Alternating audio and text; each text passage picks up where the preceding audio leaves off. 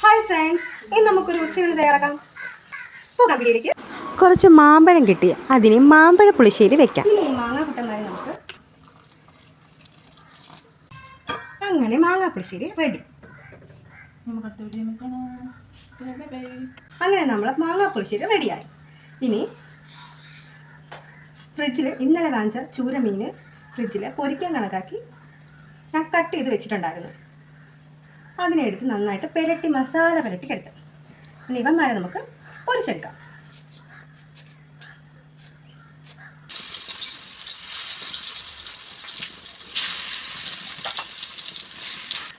പിന്നെ ഭംഗി ഒട്ടും കുറയ്ക്കണ്ടെന്ന് വിചാരിച്ച് ഞാൻ പോയി 3 കറിവേപ്പില തണ്ടും കൂടെ വെച്ചിക്കൊണ്ട് വന്നു.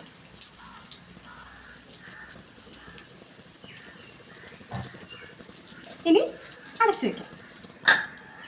തോരത്തിനൊന്നുമില്ലായിരുന്നു, അപ്പോഴേ 2 സവാള കിടക്കുന്ന വേണ്ടത്.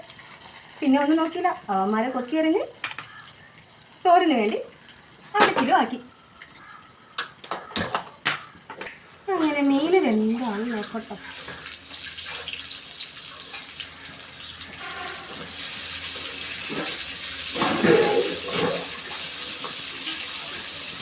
അങ്ങനെ നമ്മുടെ ചൂര വറുത്തതും നമ്മുടെ തോരനും റെഡി ആയിട്ടുണ്ട്. ലാസ്റ്റ് കുറച്ച് വെളിച്ചെണ്ണ കൂടെ വെക്കും.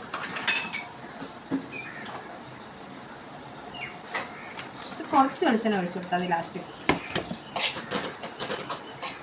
അങ്ങനെ ഇന്നത്തെ നമ്മുടെ ഉച്ചയൂണ് സെറ്റായിട്ടുണ്ട്. നമുക്ക് കഴിച്ചു നോക്കിയാലോ.